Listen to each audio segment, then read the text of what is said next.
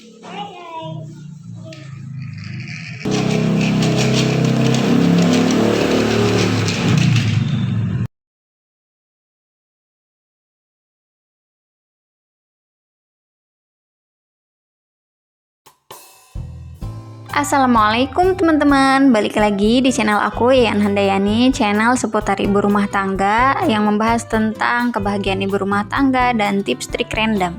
Alhamdulillah bisa share lagi daily vlog aku seperti biasa. Ngomong-ngomong teman-teman yang lagi nonton video aku, gimana kabarnya hari ini? Semoga kalian semua dalam keadaan sehat walafiat dan banyak rezekinya, amin. Dan terima kasih juga sudah mengklik video ini dan nonton. Di video kali ini aku mau share tentang gimana caraku biar nggak stres dalam menghadapi anak yang lagi tantrum. Apalagi aku punya 2 toddler, jadi tonton videonya sampai habis. Sebelum lanjut ke pembahasan utama, aku mau ceritain dulu hari ini aku ngapain. Jadi, tidak seperti pemandangan yang seperti biasanya. Kamar aku dikosongin dan kasurnya dikeluarin. Kenapa? Karena tiba-tiba malam ini Mas El pipis. Biasanya udah nggak pernah pipis Mas El tuh. Kalau mau pipis pasti ngebangunin aku kalau lagi tidur. Tapi karena semalam, setelah sikat gigi, setelah pipis dia malah minum lagi susu, terus langsung tidur. Mungkin akhirnya pengen pipis pas lagi tidur tapi malas bangun, jadinya ngompol di kasur. Datu bocah ya. Alhamdulillah ada bapak suami yang memiliki inisiatif tanpa aku harus meminta tolong gitu kepada beliau. Jadi dia keluarin kasurnya, mumpung lagi panas juga kan, cerah menterang banget tuh matahari di luar. Dijemurlah si kasur di halaman depan. Terus lanjut aku pel lantainya, mumpung kasurnya lagi dikeluarin ya, soalnya bagian bawah kasur tuh jarang diempel karena emang kasurnya jarang pergi keluar. Jadi aku nyempetin buat pel seluruh lantai di kamar ini. Mas El tuh tadi udah berangkat les ya, jadi sebelum bersih-bersih ini aku nganterin dulu Mas El les. Jadi sekarang De Aryan mainnya sendirian, dan sekarang tuh semenjak De Aryan lepas dari ASI setelah disapi, De Aryan tuh jadi lebih sering rewel, jadi kesenggol dikit tuh kayak nangis, marah, ngamuk, sembuhnya jadi pendek gitu. Entah kalau kata orang Sunda Maya disebutnya encan ngalemah. Jadi belum terbiasa lepas dari ASI itu, jadi masih belum stabil kali ya moodnya, emosinya gitu kan. Kalau misalkan dulu kan kalau rewel dikit tinggal nyot gitu kan, nyusu terus tenang. Jadi kenyamanan itu sudah tidak didapatkan lagi, jadi dia masih belum bisa menyesuaikan dirinya. Karena masih masa transisi ya, jadi tiap hari tuh pokoknya sehari tuh sering banget nangisnya. Apalagi kan sama Mas El sering banget ada lah gitu ya gesekan-gesekan, jadi nangis gitu, dikit-dikit nangis. Terus sering juga ngamuk nggak jelas, teriak-teriak, pokoknya nangis nggak berhenti-berhenti. Dan kadang tuh aku sering capek, bingung juga gimana biar bisa berhenti nangis gitu kan. Kadang aku ya udah diamin aja dia nangis, kadang mikir juga gimana kalau tetangga mikirnya anak ini sama aku lagi disiksa gitu kan.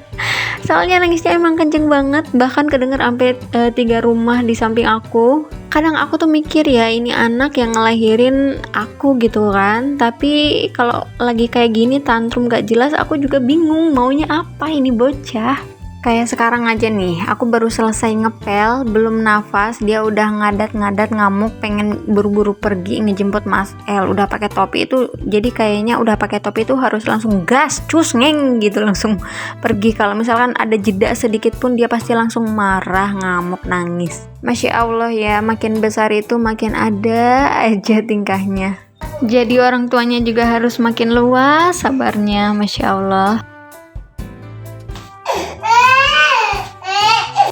Oke teman-teman, sekarang aku mau lanjut ngejemput Mas El karena udah jam 10:15. Sambil nonton daily vlog aku mau cerita sesuatu ya ke teman-teman. Jadi minggu lalu tuh pernah terjadi kekacauan di rumah aku. Jadi abis maghrib tuh aku masak, suami aku sholat maghrib di masjid. Terus pulang dari masjid dia keadaan lapar dan aku juga masak dalam keadaan lapar. Setelah selesai masak, aku langsung nyiapin makan kan di ruang tengah. Udah siap, aku mau duduk mau makan bareng sama suami aku. Tahu-tahu De Aryan teriak-teriak minta makan. Jadinya aku nggak jadi duduk ikut makan, tapi balik lagi ke dapur nyiapin makanan buat anak anak-anak. Terus aku ikutan makan dah sama suami aku sambil nyuapin anak juga. Nah, De Aryan sama Mas El tuh sambil disuapin makan tuh sambil rebutan apa tahu. Jadi aku tuh makan sambil ngomel-ngomel. Terus tiba-tiba di tengah aku lagi makan sama Pak suami, Mas El tiba-tiba sambil bawa HP ke dapur lari, ternyata dia ke kamar mandi mau BAB. Entah kenapa ya Mas El itu setiap aku sama suami aku lagi makan bareng, baru mulai atau di tengah-tengah lagi makan, pasti tiba-tiba kayak sakit perut terus langsung ke kamar mandi langsung berak. Otomatis kan kita sebagai orang tuanya harus nyebokin kan. Dalam keadaan lagi makan nih, dipotong dulu nyebokin orang. Sebenarnya lagi makan nyebokin anak tuh udah hal yang biasa gitu, tapi karena Mas El udah keseringan kayak begini, aku sama Pak suami kadang suka geleng-geleng kepala, kenapa sih nih anak. Nah, pas Mas El lagi di kamar mandi, itu De Aryan ke dapur mau ngambil HP, kelihatan sama Mas El kali. Mas Elnya langsung teriak gitu, "Hei, jangan ambil," gitu kan. De Aryannya kaget langsung nangis histeris nyamperin aku yang lagi makan. Terus Mas El belum cebok, dia langsung keluar bawa HP mau duduk lagi. Nah, otomatis suami aku langsung berdiri, pegang Mas El, langsung HP-nya direbut gitu kan, langsung dibawa ke kamar mandi. Dan setelah itu dia nggak lanjut makan lagi karena keadaan kacau banget. De Aryan nangis yang teriak-teriak nggak bisa berhenti. Pokoknya chaos banget deh saat itu. Jadi dia setelah nyembuhin Mas El langsung keluar. Aku tahu dia pasti ke teras tuh mau ngerokok. Jadi aku mikir, oh dia mau ngelepasin stres dengan kekacauan ini dengan ngerokok di teras. Terus aku tuh langsung mikir, kira-kira kalau aku buat ngelepasin stres ngapain ya? Apa jajan seblak?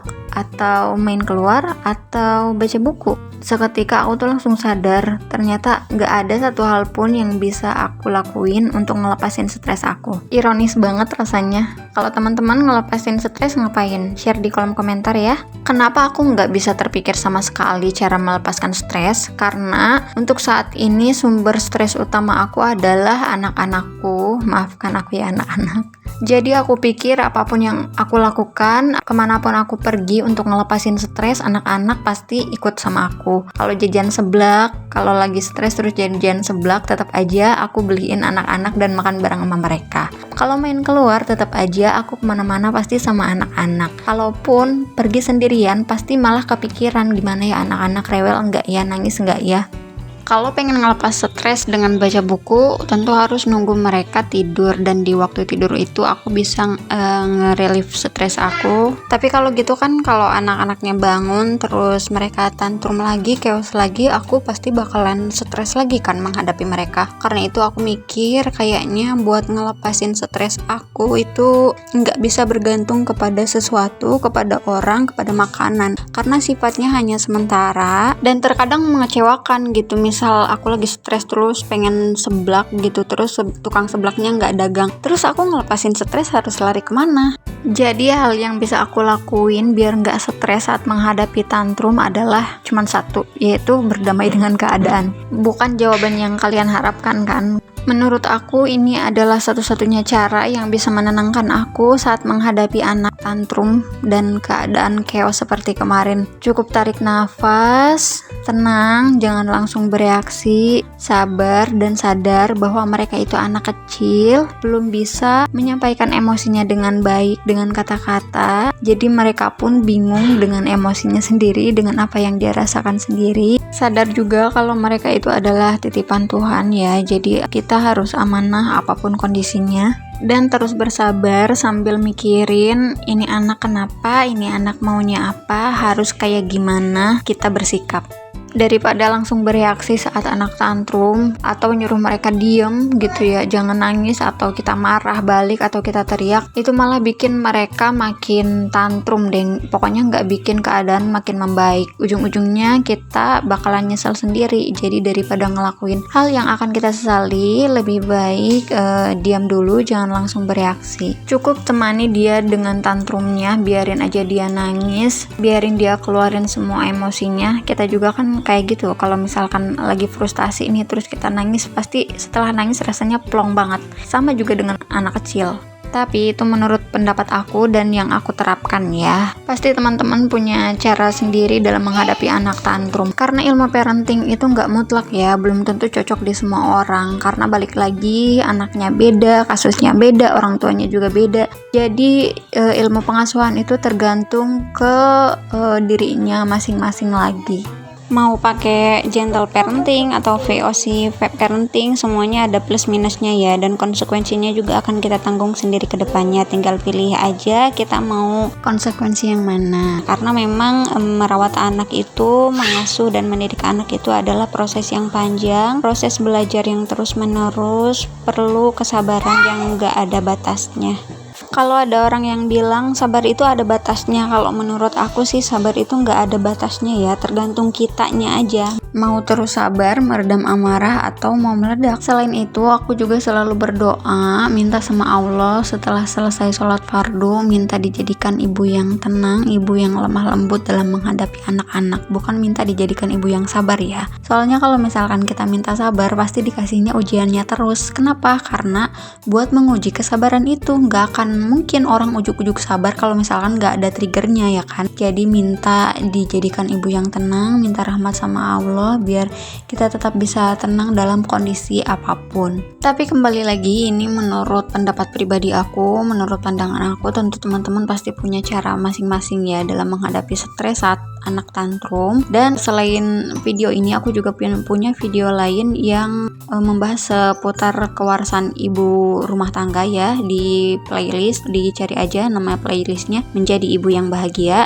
Teman-teman bisa nonton video aku yang lain. Oke, sampai sini dulu sharing kita kali ini. Semoga video aku kali ini bisa bermanfaat untuk teman-teman ibu rumah tangga di sana yang sedang stres menghadapi anak tantrum barangkali. Sekali lagi, aku bukan seorang psikiater, bukan ahli parenting juga. Aku cuman ibu rumah tangga biasa yang punya 2 orang anak jarak usia dekat, yang ingin membagikan pengalamannya dalam pengasuhan, juga ingin membagikan pemikiran aku tentang bagaimana caraku tetap enjoy dalam menjalani peranku sebagai ibu rumah tangga 24 jam. Jadi maafkan atas segala kesalahan yang aku sampaikan dalam video-video aku. Terima kasih udah nonton video aku kali ini. Jangan lupa subscribe channel aku dan like videonya. Sampai jumpa di video selanjutnya. Assalamualaikum, bye bye.